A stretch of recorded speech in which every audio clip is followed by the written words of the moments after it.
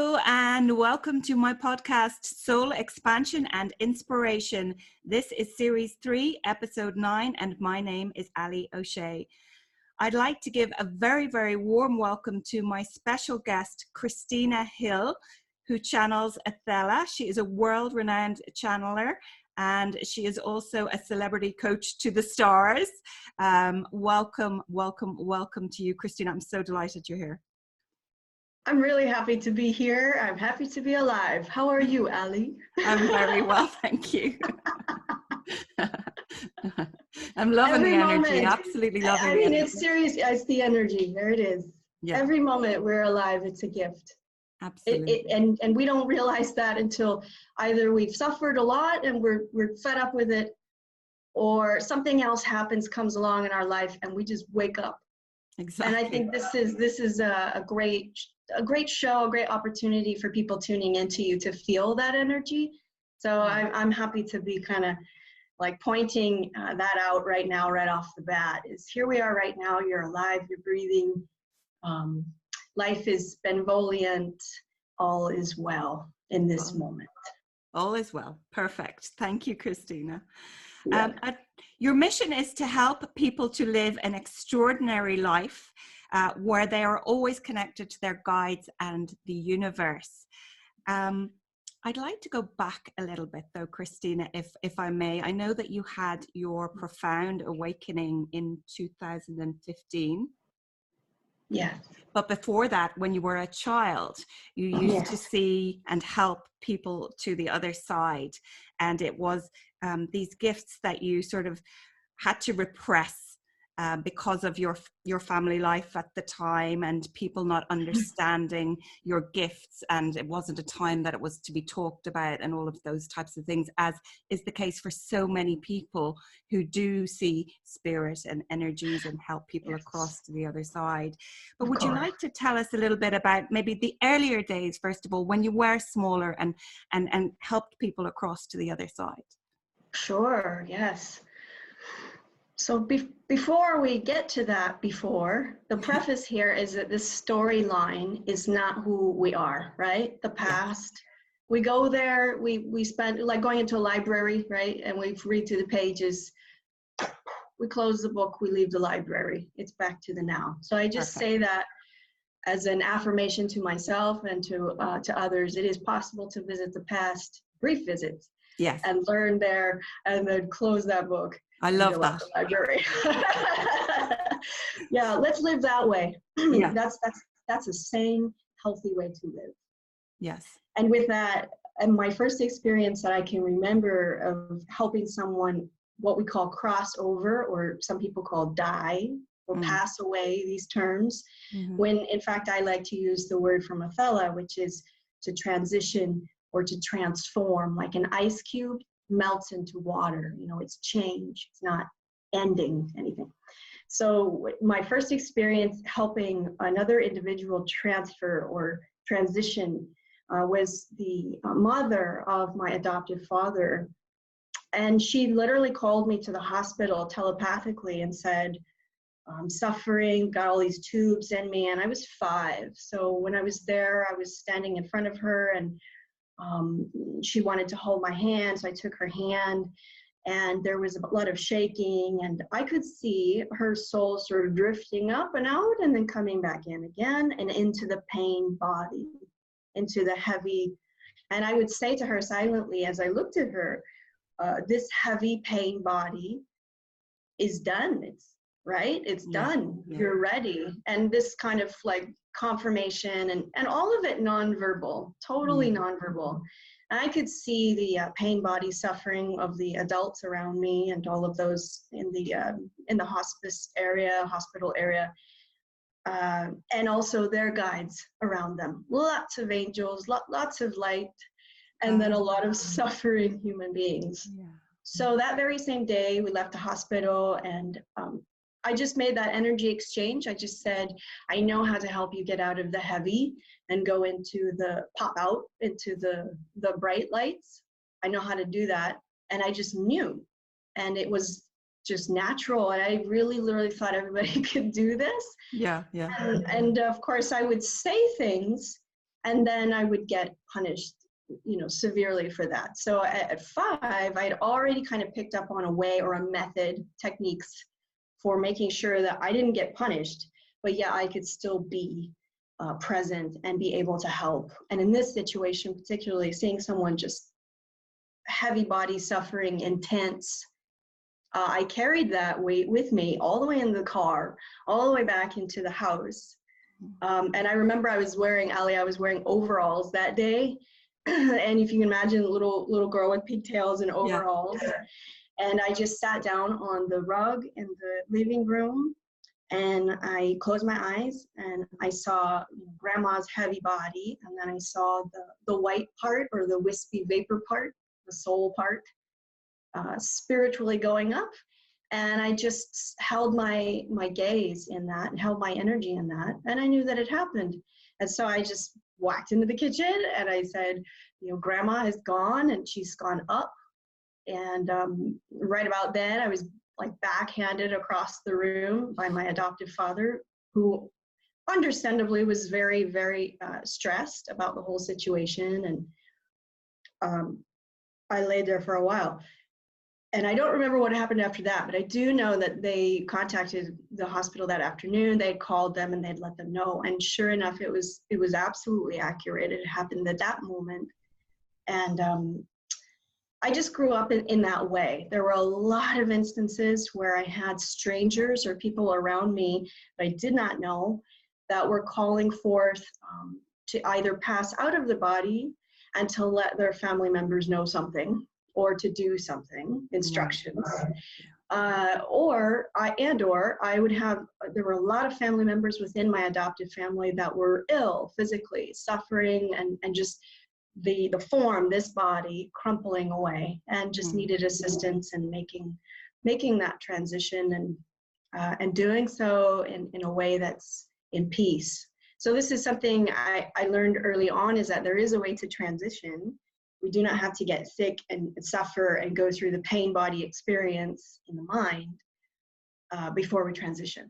Wow. There are ways that we can transition peacefully, joyfully, and we can do so in unison with our guides, without all of this human egoic mind suffering going on. So that's just one example, and I know from there, growing up in the home that I was in, the light's always there, right? The light is always around us. It's always there.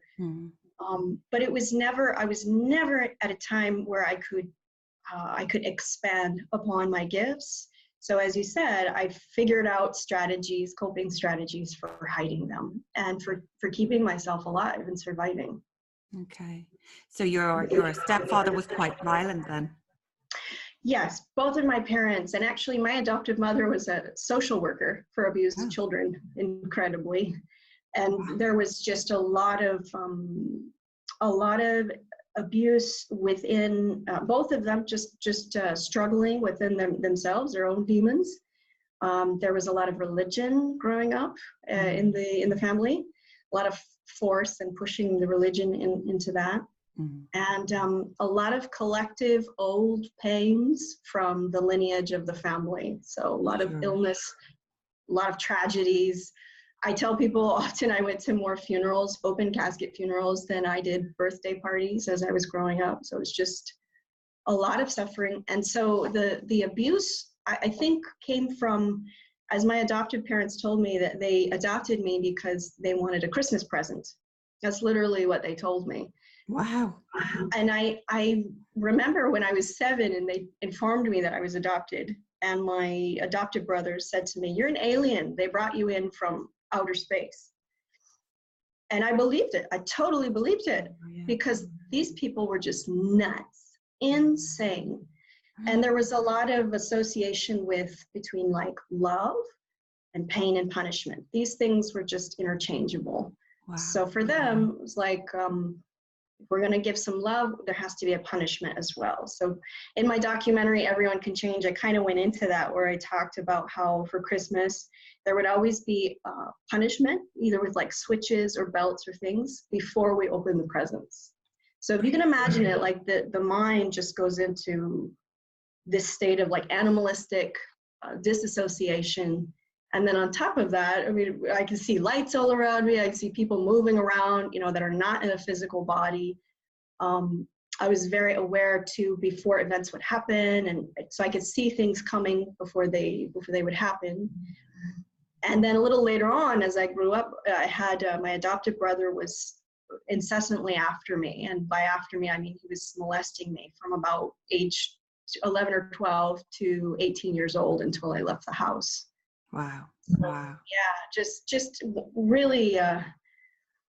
When I say it like that, I blurt it out like that. I hope it gives people the backdrop, right, so that they stop and listen and realize, wow, this is something someone goes through, and they can surmount these challenges and really and rekindle their psychic gifts, even in really traumatic, dire circumstances. I want to give that and present that to those that are listening who have special gifts, and you know, they're like, oh, how do I open my third eye, and how do I, you know, rekindle my gifts? So it's a lot of healing that's involved, and it's absolutely possible.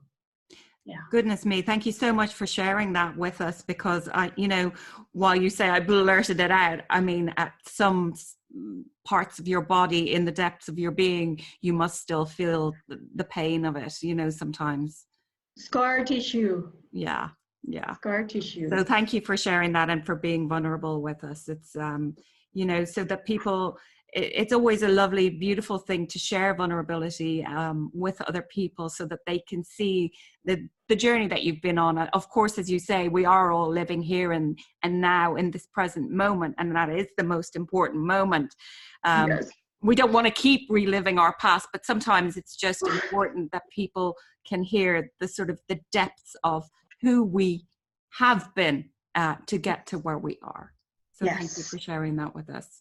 Absolutely. Yes. I agree with you 100%. The commitment to coming back into here and now doesn't erase the past. Yeah. So we don't want to get rid of those scars either. It's useful, and the lessons and learnings. I just know without all of that, would not have come to have met Athella. I wouldn't have had the experiences, the out of body experiences that I had. And to be an open conduit and channel, and to really be in a seat or a position of authenticity, Allie, to guide and coach others without any like ego involved, but just to really be in a place where I can say, yeah, I know what you're going through. I know the suffering, and I know the transmutation. I know what it feels like to go from, you know, from the ash to the phoenix. Yeah. Perfect. And it's really important for people to know that, for sure. What happened to you then when you were like about 18 onwards? I know that at some stage you went through homelessness and severe drug addiction before Athella finally came to you and, let's say, shook you and said, here, you've got an ultimatum, girl. That's right. Here's your angel wings. You can take it or leave it. Yeah. Oh, well, Allie, at 18, so I was just ready to get the hell out of where I was at. That's all I cared about, and I had formed a lot of strategies for survival. So I knew that I had to get out, and I wanted to go to a place where I felt like there's a different culture, a different way of living, and just as far as I could. So I bought a plane ticket and I went to Mexico, literally like the day after I graduated high school. Okay. I lived there in Mexico for about 3 years, and lots of things happened. I was kidnapped and put in the trunk of a car. Wow. I was taken out to a back road and was gang raped by a group of men. And then I called my adoptive parents to tell them what had happened. And at that point, I realized, like, there's no family. I don't have a family. So I need to either figure a way to take care of myself. I can't stay in this country. It's not safe. You know, or I could just let this whole thing swallow me up whole. So I decided to come back to the US, and yeah, I went from literally from like trailer park situations to, you know, different men, and it was always just a short time to stop and be wherever I was with whomever I was. I figured that through having some kind of numbing agents and having a man at my side, you know, just that whole codependency with very, very low self-esteem, I figured I would get by with that or find my way. Yes. But really, it just got incredibly difficult. And I ended up being homeless, you know, within a few years. And then I did find a way to make it over to Seattle, which is like incredible series of events to go to Seattle. And living homeless in Seattle is a lot better than in most other major cities. There's soup kitchens, and then there's you know, services. There's lots of ways that you can live pretty well, and even the tents, you know, like you can get a tent from REI, you know, really reasonably. And yeah, I went into prostitution as a way to keep myself, you know, with my drug addiction. I needed to keep myself like in stock and have the things that I needed, and I found that that was the quickest way. Was just like, yeah, it's a quick hit. And for me, having a hit on anything was better than being with myself and living with some of the demons that I had accumulated over the years. It's interesting though to look at all this. Sometimes I stand back and I'm like, I can see how someone would turn out that way if they were raised in the environment that I was. Yes. And at the same time, the resiliency of the human spirit is just unbreakable. You know, I tried suicide, I tried these things, and it didn't succeed. I didn't have success in those things. And I always felt at all times, even when just the worst, epically worst, would come along, I always felt there was light. You can feel it, you can sense it. I would have lucid dreams. I could still see things, like the veil was kind of blurry, but it was still there. Right. And I don't remember a time where I ever said, you know, why God, why on earth did God allow this to happen, or any of that. I really didn't think of it that way. I was just more in an animalistic kind of survival state. Yeah. For a really long time. I guess you had to be, though. I mean, what else could you do? You have no choice. Yeah, you gotta just keep going, didn't you? Yes, rolling right along. So even the vibration, as I'm talking now about this, we're looking at the past. The vibration, can you tell, is like, you know, it gets really low in there. And I'm pointing this out so when we get into the mind, the egoic mind, and all these older memories and lower frequencies, it changes our frequency, our aura, our coloring. We won't stay there too long. Exactly. So we feel that contrast. I'm just pointing it out as a teaching point. Perfect. We notice ourselves, we catch ourselves getting involved in a story, and like we have some compelling stories to get involved with, right? Of our past and what happened to us and all of that. And then one day I was living homeless, and I was like, you know, I think I'd really like to live in the forest. I started noticing things. I went to the library, I found a book, it was The Power of Now. Oh, wow. It scared the hell out of me. I started to read it, I was like, if I'm not my thoughts, then what am I? Right? That was my first, the first, you know, bout of fear that came up in me. And I closed the book, but there was something there. It was a spark for me. I started to notice things as I was living outside a lot. I started to notice the sound of birds and holding an orange. That's another thing that I used to see and notice. And I started to feel myself kind of getting more settled within myself, like quiet. I could see more colors that way. I just sort of noticed, like, when I'm not high, or when I'm not in some kind of, you know, dramatic life and death danger situation, there's something else. When my mind is just clear and I'm calm and I'm more in tune with light. I've always called it light. So I just knew that it was always there. I started noticing this more and more. And then when I went to the forest, I was living more in the forest environment. That was when I started to really cultivate, right? Mindfulness, sitting quietly and just listening to the birds.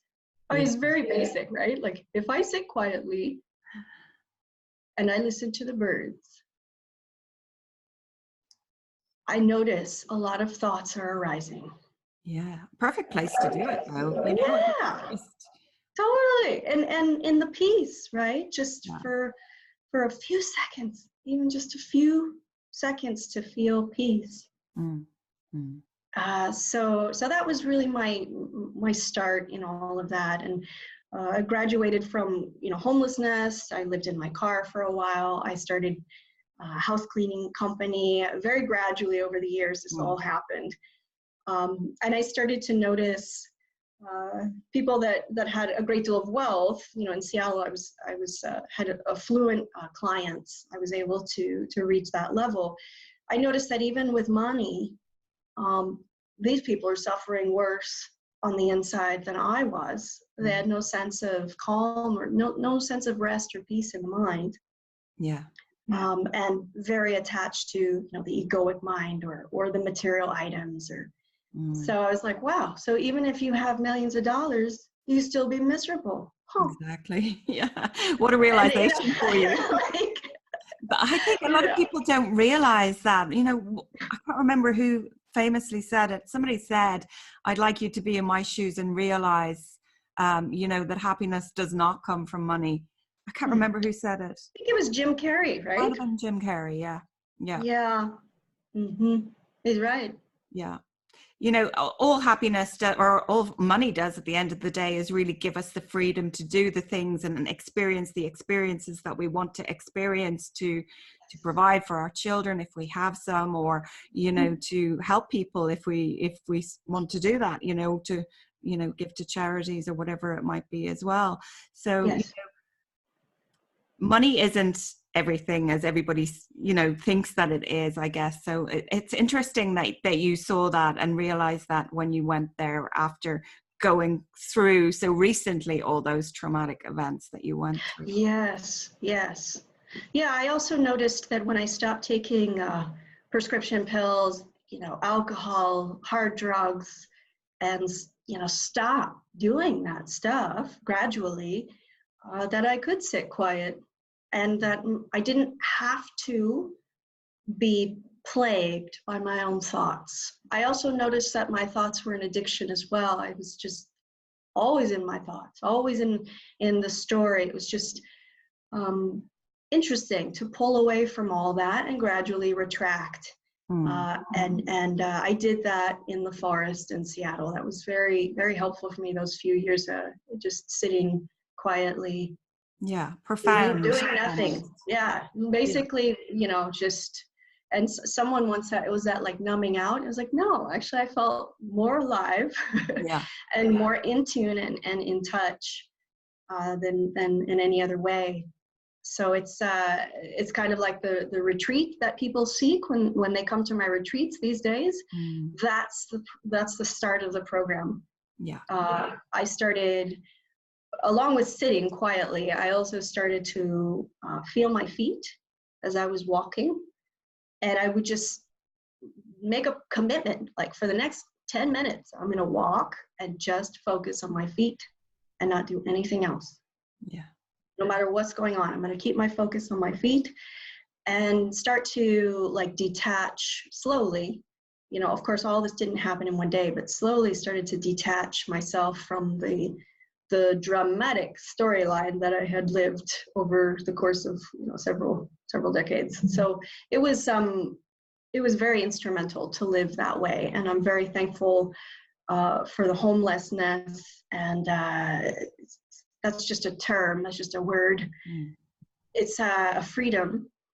And like you said, to learn also about the forms, and money is a form, and but it's certainly not who we are, and it's not going to give us the awareness that we're seeking when we seek true liberation.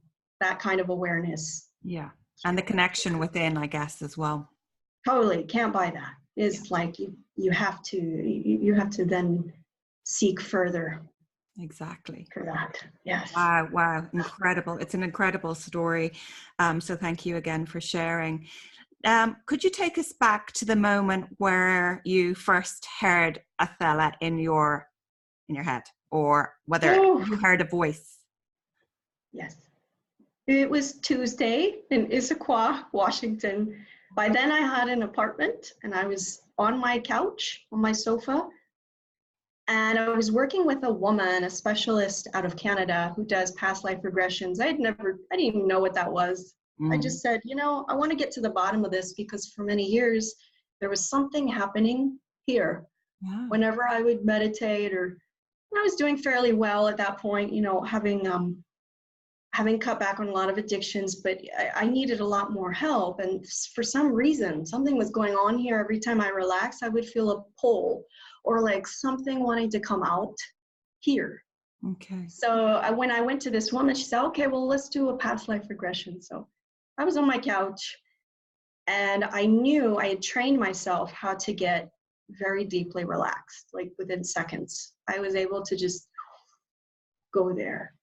So I was on my couch, and unexpectedly, 90 minutes went by. I didn't know what had happened.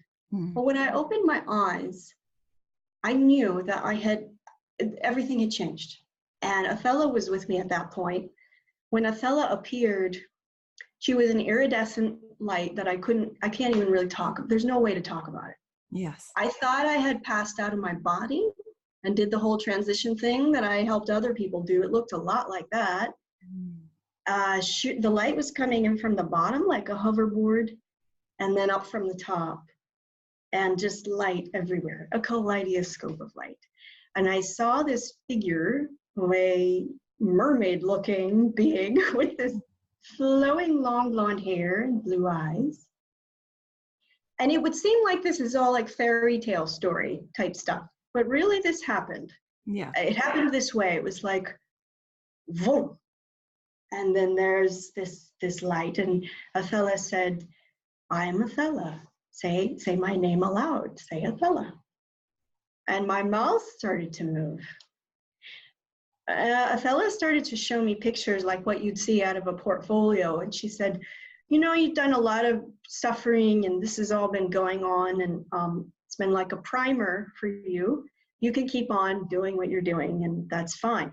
Or you can take up the wings, the proverbial wings, and you can partner with us, and I'll show you how to channel. The channeling will lend itself as a healing agent for anyone who wants to come in and receive healing. You'll travel the world. You'll have a company of people, an organization to help you sustain. You'll be like a philanthropist. You'll be able to help other people and give back.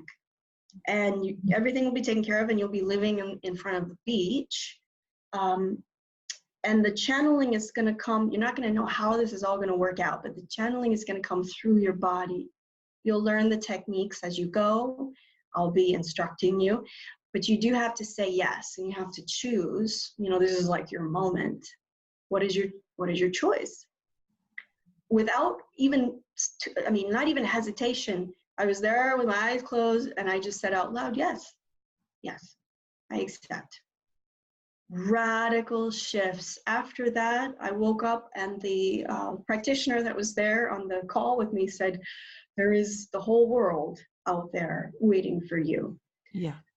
And I just really knew at that moment. I got up and, tried to go about life in the normal way, but couldn't. I suddenly couldn't drink alcohol. I had an aversion to the harder drugs that I had used before.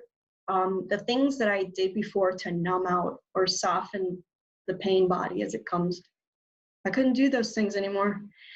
And then the lights went on. I started to see things. I'd go into a Trader Joe's, and I'd see somebody, and their guide or whoever is near them, whatever light is there, has a message. I'm there. I'm like, right? It's like right back when I was a kid, except like ×2. And then Athella, her voice, as soon as I would get still, get quiet and clear, she would just begin. And that voice was where I said, okay, I don't know how this is all going to happen, but one thing after the other started to appear. Opportunities. I was doing an interview suddenly. People were coming to me for healings. I didn't even know these people. I didn't even know what Athella meant by channeling. Yes. So the one thing she did say was, there is a specific prescription for you for doing this, and you have to do it this way or else it's not going to work. So she said, you have to be a vegan. Do you know what that is? And I'm like, no, I don't know what does a vegan do? And so I started to look at my diet and look at the things that I was eating, and started blessing the water with affirmations. She said, write down affirmations, put it on your water glass. Don't write it with your right hand. Use your non-dominant hand with a pencil. Oh. And so I started doing that. Okay, all right, check. And then I became a marathon runner. I was running. She's like, conscious running, pay attention to your feet. I'm going to send you a running partner. I mean, within weeks, I had a running partner who I was running with, training for a marathon, my first marathon. That's incredible. This is after years of abuse of your body, trauma, and like self-medication and medications, by the way, that are combined and mixed with alcohol, oxycodone and heavy drugs. Yeah. And I'm like running, and I'm surprised that my heart can even withstand all of this. So I said to Athella once, this is all going on, right? And we're building this organization. And I said, well, the prescription here, it seems to be working. I'm doing everything that you've asked. What's next? And she says, you're going to go full on with this and be a full on channel and have clients come to you for healings. You want to document these healings, and there's going to be some movies, some opportunities and things like this. So I've literally just learned to listen. I mean, it's been really touch and go over the years, learning the difference between egoic mind and listening to pure light or Athella. That has been an incredible journey in its own right. And to go on to kind of graduate through mentorship with Athella to being the channel that I am today. Amazing. It's really been something. And Athella, I attribute all of this to Athella. Before I met Athella, by the way, I had never heard the word Athella. I looked it up on the internet. I couldn't find any word like that. And now I know, she says that it starts with the A and it ends with the A. And I said, well, what does that all mean? What's up with that? And she shows me now there is, she's developed an app. And the app is now helping lots of people who want to use direct Syrian healing for their life or to manifest. And as you activate the app, it starts with an A and it ends with an A. So all of this is just pretty cool, pretty miraculous. Yeah. Athella is from Sirius B, and she's described to me in quite high detail what that means and what's going on planet Sirius. Yeah, I was going to ask you, where the heck is that? Yeah, it's way out there in the sky. You can see it with the naked eye. You can see Sirius. It's a blue planet. Okay. And did she live on the Earth before, Christina? No. She's from Sirius, and she's here just during this explosive rise into the feminine that we seem to be tipping over into. The axis is changing. And is very invested in helping humans to do just the basics, just heal, right? Manifest what you want, heal yourself up, manifest what you want, and then ascend or step up into a higher way. Ascend into light is how she calls it. And I know you've called her an angel before as well, though. Yes. Yeah. Yes, she says angel, being of light, Blu-ray light, dolphin. I mean, these are all interchangeable, and the labels are because we humans can't really understand yet. Okay. Or conceive of what this is. Okay. It's also one of the reasons Athella through the years has had certain images that she's approved of. Okay, we can use this image to represent the Athella. And at other times she says, just chuck it. because people get locked in to the concepts. And then it becomes a story, right? Rather than that, I invite everyone to just feel Athella and experience it for themselves. And that's really the best way to take in that light and to participate in what is now, we call it Sirius B, Blu-ray light. And let that flow in through the body, let it flood your consciousness and your cells. Otherwise, we get really in the head. Like right now, I'm talking to you, this is like the personality of Christina, yeah? Yeah. Yes. So we want to, as much as possible, sort of tune in to a higher frequency, and Athella's frequency is on the 12th dimension. So it's quite high up there. Through that, we have a lot of cleansing that we receive. We get ourselves aligned with life. We can manifest. The manifestations become more and more instant. Yeah. And then we do find that we're able to ascend into light as we have congruency with ourselves. We meet our guides. And we start to live in a very different way, in a fifth dimensional way. Yes. Yeah. Yes. Amazing. Amazing. So I know that you were in a movie, but before we get to the movie, and I also want to talk a little bit about Carnegie Hall as well. When Athella started to manipulate your vocal cords, I presume that was why you were initially feeling this sort of pulling feeling on your throat over the years. That's right. When did she start manipulating your vocal cords, and will she always change the sound of your voice as Christina to sound as she does now as Athella? Oh, I'm so grateful you asked this. This is juicy, Allie. Yeah. The first part of your question, when did she start, was when I first met her. Okay. The start of it was very slow and gradual. She says, we're going to start with you lying down flat, you know, and you'll just be in this very deep, and it's going to take you about an hour, and, you know, and then we went to kind of a halfway sitting posture, halfway sitting up, and then to a lotus position posture, sitting in lotus position, to sitting straight up like I'm doing right now, eyes closed. And then the final graduation of that is eyes open and being able to just have full-on connection, letting it filter in, but being able to walk around and see stimuli through the eyes without it you know, detracting from the channel. See, a lot of channeling, there's leakage, right? There's leakage in the energy, or the egoic mind gets in there, and then you don't have that sustained the whole time. Does that make sense? Yeah, yeah. So the vocal cord training was very useful for me. It was very slow, and it started right when I met her, and it's a very different tonality. And the understanding I have now from her is that the voice will always be a distinguished separate voice. Okay. And that's Athella's way of letting us humans know that this is Athella, hello, you know, hi, signing in. Okay. Wonderful. And it's useful for human beings. Like we need, I think we need a lot of help going step by step with this. Right. Because do you say that because even though channeling is coming out more and more with a lot of different people, there's still a lot of people who don't maybe perhaps understand it, or think that it's just crazy nonsense and things like that. And that, you know, that we do need it step by step for our hands to be held, to, you know, to understand that it really does happen. Yes, it really does happen. Yeah. Yeah. Yeah.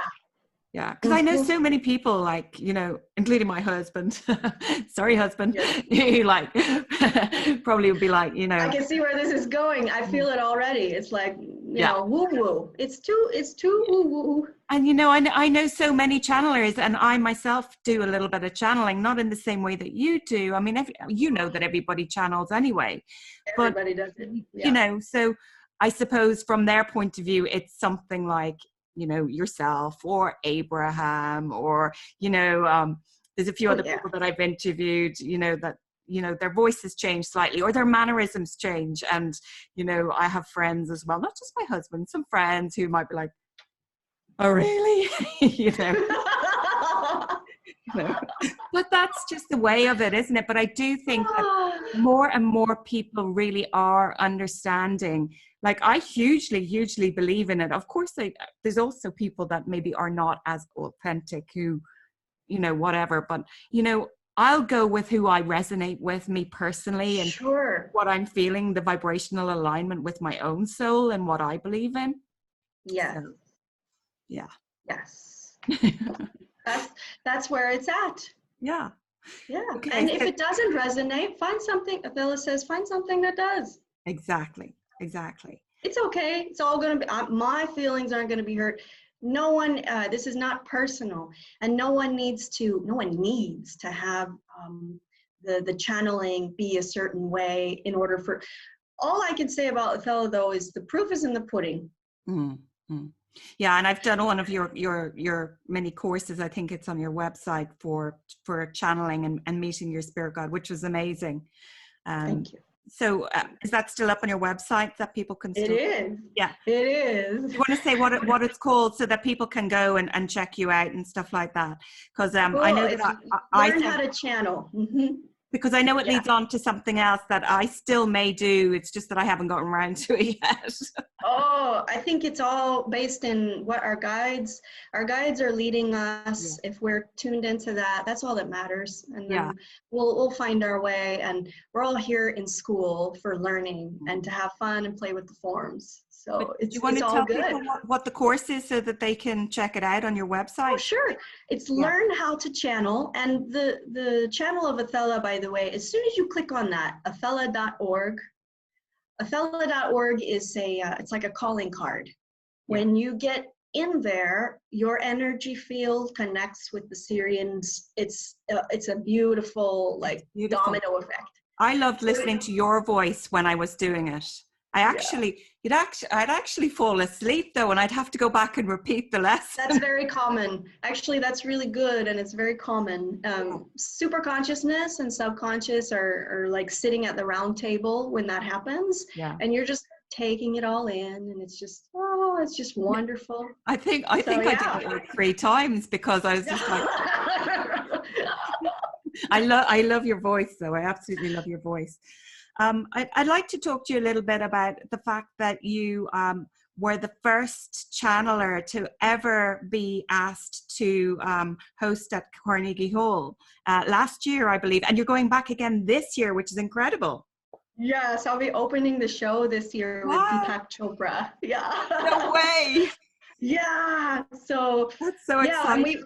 And we throw out these names, right? And I just have to be I want to be really honest about this.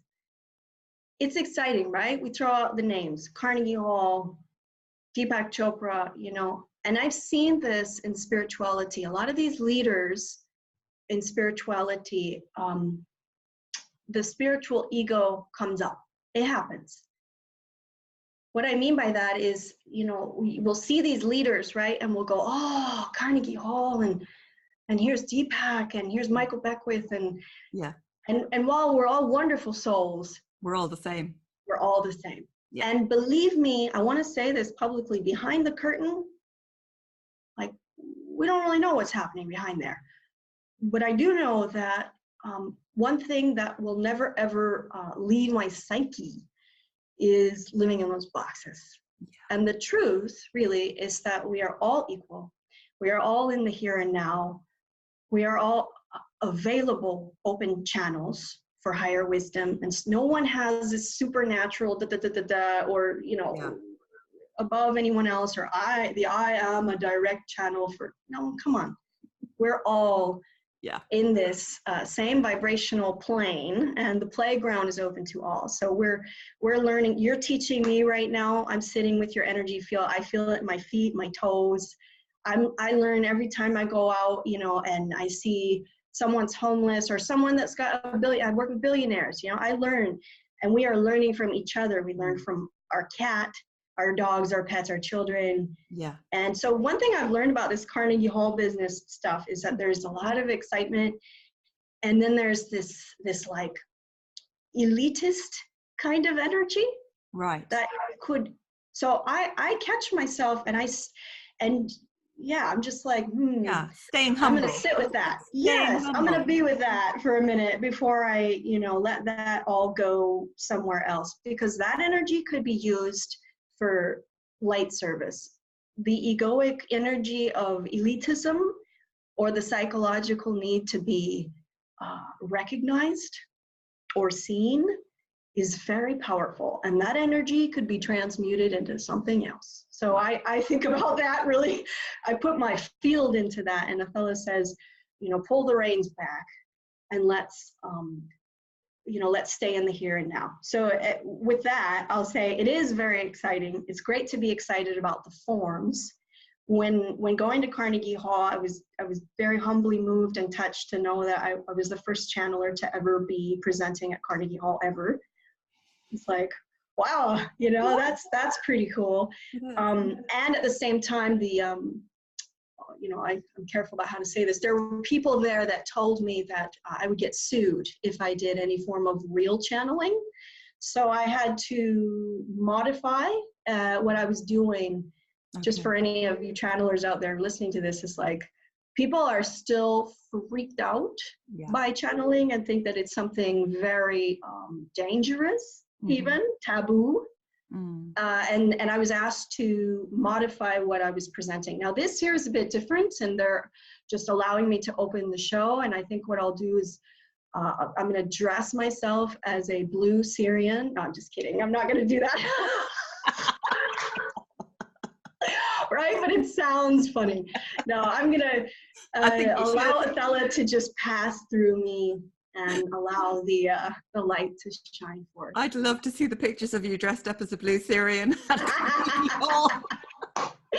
It's like that movie. What is that movie? The Fifth Element.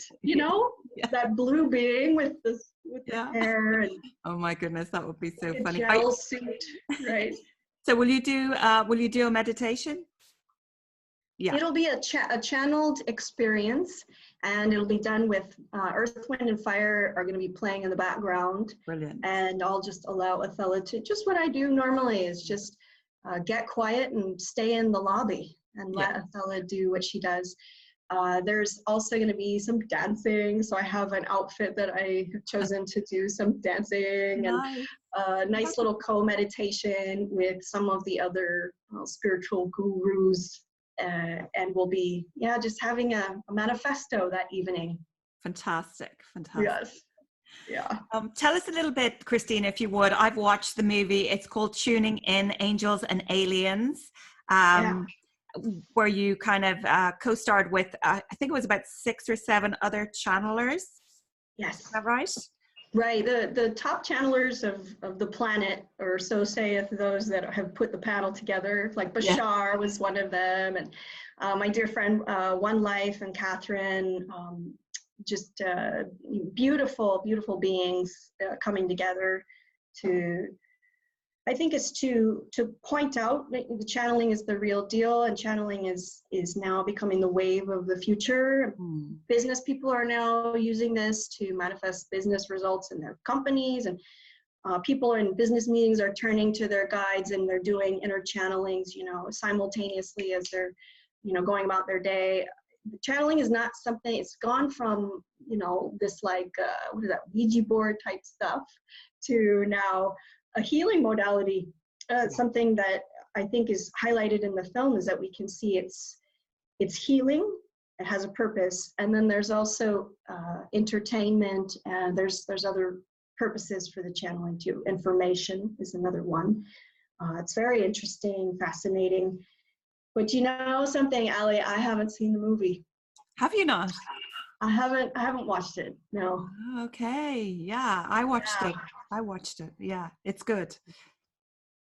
The only thing I would say is to watch a movie, I think a lot of channelers do, and I know sometimes that you do it too, and I'm not sure whether you still do it.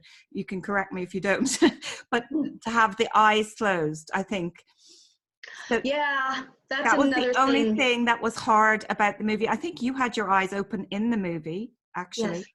Yeah. But most of the others did not. And that was the only thing that was kind of a little bit hard to watch. Oh, when you're Yeah, watching a movie. I mean, it is, you're right. I talked to Athella about this a couple months ago, and then basically daily before going to Carnegie Hall, because like, how am I going to channel if I have my eyes closed? I'm on a stage. I Yeah. can't really walk around and interact with the audience. And so what gives? And I agree with you. A lot of channelers will still use the method of closing the eyes. I never had a course or anyone teach me any of this stuff. So I had no idea and no reference point at all. And noticing when my eyes would water after a channeling, I would open my eyes would be full of tears. I had no idea until I heard from other channelers, which was many years after meeting Athella. Yeah. Athella told me straight out, don't look on the internet. I don't want you to read any books about don't meet with other channelers. Really? Just study here with Athella until you're ready to graduate. And that movie was, I think, the first time I had ever collaborated or met any other channeler ever.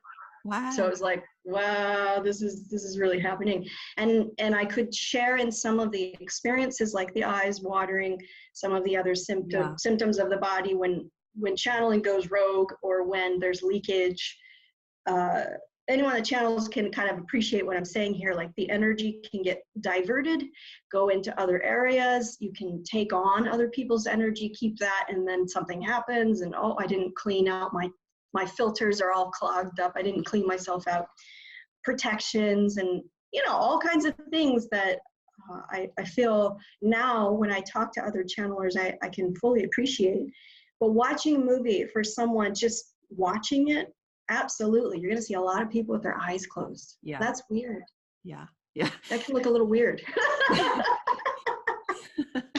It was a little bit weird. Aside from that, it was very interesting. Yes. Yeah. You're actually the third channeler that I've had on this series. So it's incredible, like the amount of authentic channelers that I've come across during this. So that just shows you how much more awakened we're getting, for one person who has a podcast show and, has to have 3 channelers in one series is kind of incredible, really. It seems to be leading you towards your own channeling, doesn't it? Yeah. I think we've spoken about that before. Yes, it would seem. Oh, life and our guides, they have this perfect rhythm. And if we attune to it and we just can get out of the way and listen and be led, then all things are just unfurling. And then here we go.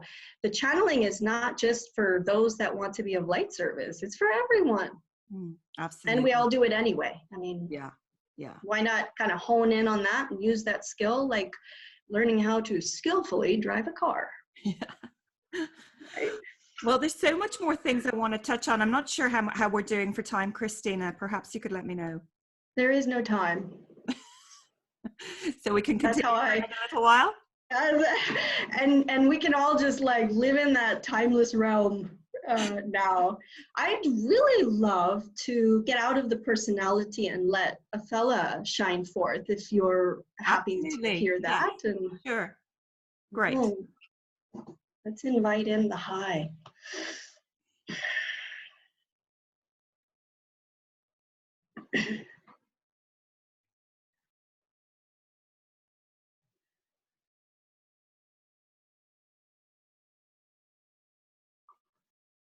Before speaking,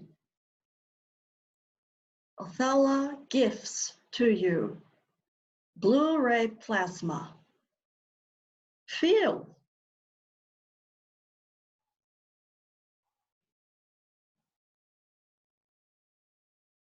Let it touch you.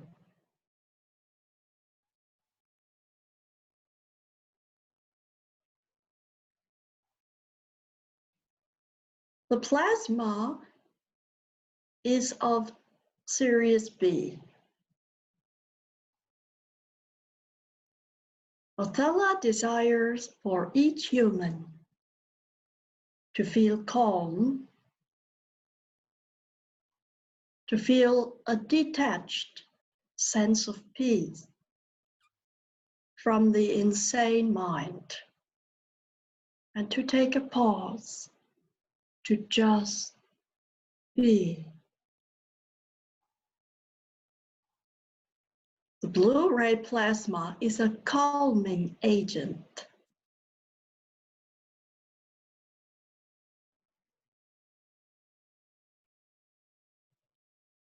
While this is happening and you are infused with plasma,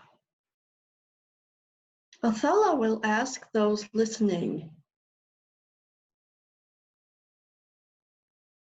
where are the light beings around you? Can you feel them? Do you perceive there is some infinite intelligence around you?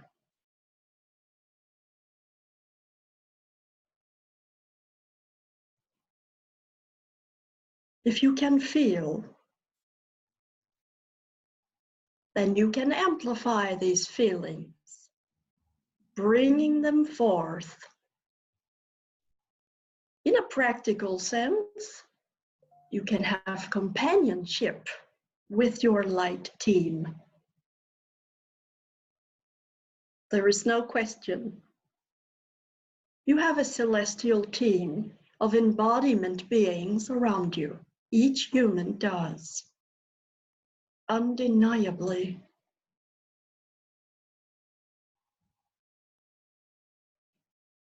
Feeling this team,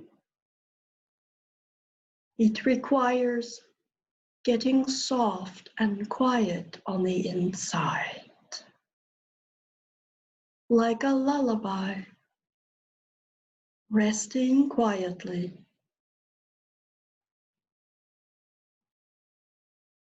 But most humans do not know this kind of quiet.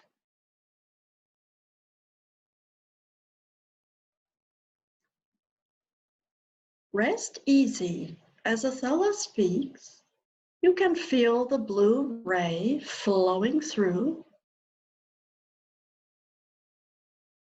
You can relax for a bit and take a break from all the burdens and mind games, all of the stuff in the head. Being soft and quiet.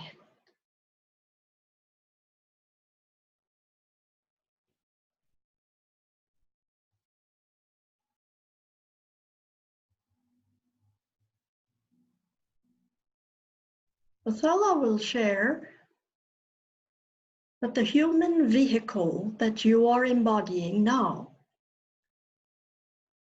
it's important to feel good. It's important that your body be attuned, happy, healthy, so that you can play with these forms.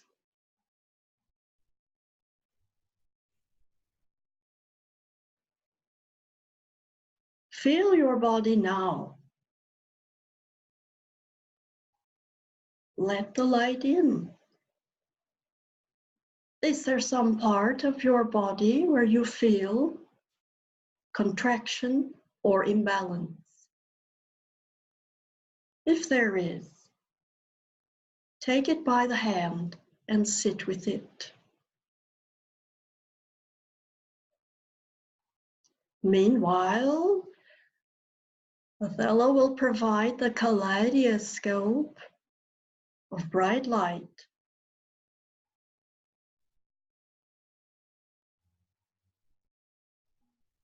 The premise for healing.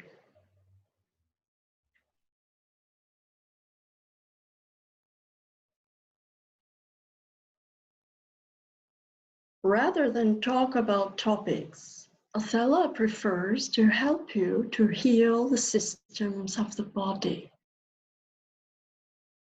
For when you feel good, then you can go outside and play like children. I am including in this healing set the healing of the neurons. the rewiring of the brain. So let yourself scan yourself,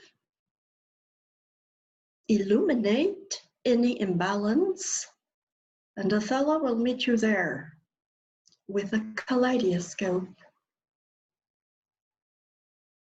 You do not have to be sensitive to feel this.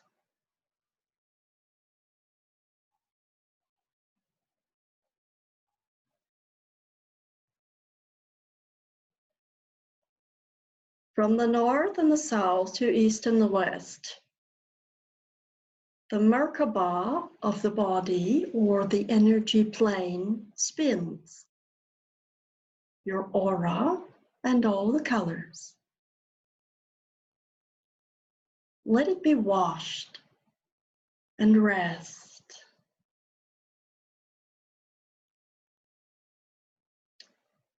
"5 minutes with an angel" offers such relief that we could not describe it using human language.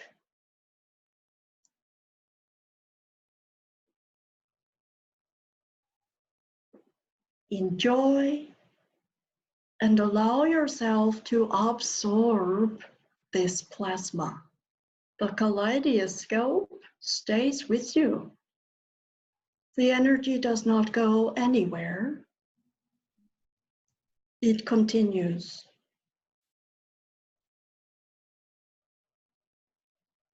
My intention is to help you to fill up with light. Let's run a current of light from the bottom of your tippy toes all the way up to your tippy top of the head. Bright, sparkly light.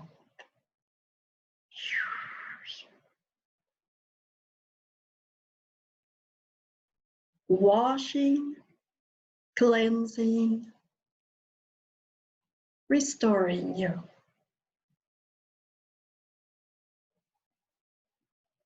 I like to refer to this process as Athella body wash, like a car wash, you see? Let your emotions rest.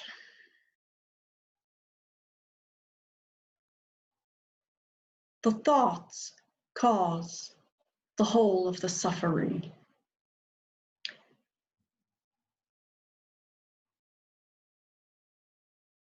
If there is a thought that has caused suffering for you, toss it.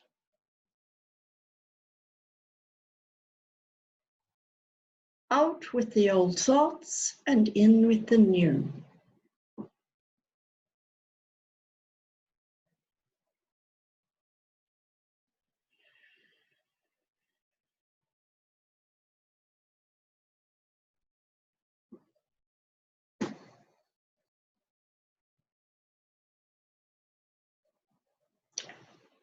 Be selective in your thoughts. As your body is feeling better and better,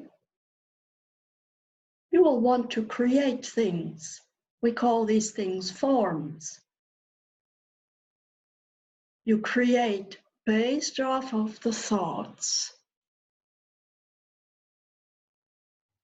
Faster than a cheetah sprints, the thoughts go out to create the forms. Be selective. Choose your thoughts.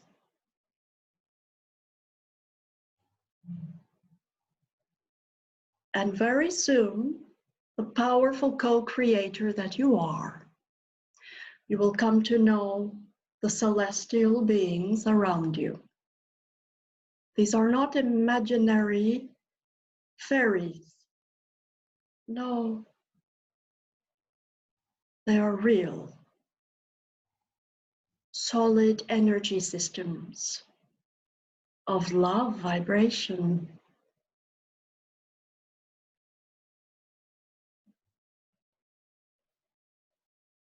when you are quiet,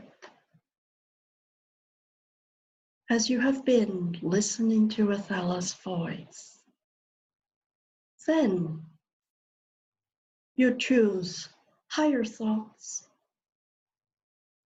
You build a bond with your guidance, and your body feels good.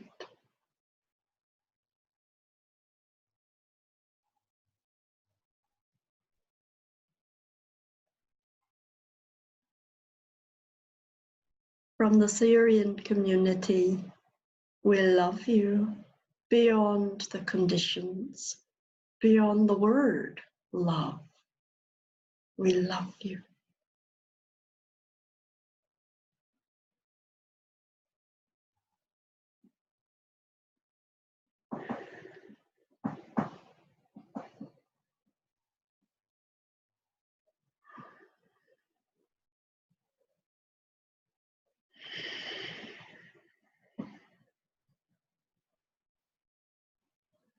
Thank you, Athella.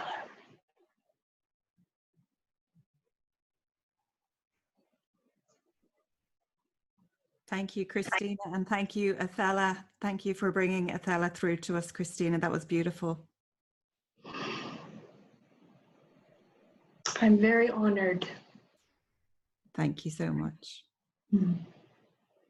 And before we wrap this up, Christina, I just would like for you to tell people just very briefly about the retreats that you host there in Mexico and some of the other work that you do that people can, you know, maybe use some of your services. I know that you teach a lot of celebrities and things like that now, but I'm sure that you do one-to-ones as well still and things like that, do you?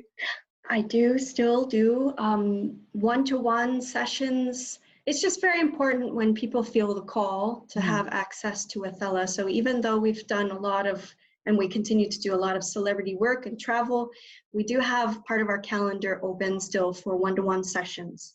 Okay. You can meet with Athella, work with your guides, whether it's healing or manifesting or expert channeling, whatever it is that's coming through. If you feel the call, then athella.org, if you go there, you can find our calendar, you can book a one-to-one session. The retreats are for, and we have a unicorn program now too. Okay. So those that want to really literally unplug to replug or connect themselves. The retreats are designed to allow you to open up and channel. They are hosted here in the vortex of where the crater struck the earth and all of that energy in the Mayan motherland. We go to the pyramids and we do a lot of ascension work here. It's in Mexico because Athella said, come here and do the retreats here. We also hold retreats in Hawaii and some other parts of the United States throughout the year. And to apply for that, you know, send us an email, and we have a form on the website. It's by application only, so you really have to be ready to ascend and committed to your own spiritual pathway. So it's not for the curious, it's rather for those that are already well into their spiritual ascension. Wonderful. Yes. Wonderful. That's fantastic. Thank you so much, Christina. I'd like to say thank you so much for sharing your incredible backstory with us, for being vulnerable, and then for the amazing things that you just bring to everybody, for the love that you give, and for helping to bring Athella's message through. I'm really deeply honored. I'm so honored to be here. And as I said in the beginning, to be alive. It's true. We're always in the here and now. So anyone who's hearing this, my deep, sincere hope is that this has brought you some peace and the light, just letting that light flow through whatever it is that speaks to each of us. And we feel the call to listen in on that. Being alone is just not possible. It's not, doesn't exist. So we're never alone, and I just so glad I could be living proof of, you know, the ascension process and letting light in. These are more than just beautiful poetic words, right? It's, it's the real deal, and every single one of us has the ability to attune to that and to be in higher light. So thank you, Allie, for this opportunity. I feel so grateful. Thank you so much. It's been an absolute honor to have you here, Christina Hill, and of course, Athella. Thank you so much. And we'll say goodbye to the listeners, and we will see you on the next episode. Thanks for watching. Bye, everyone. Bye for now.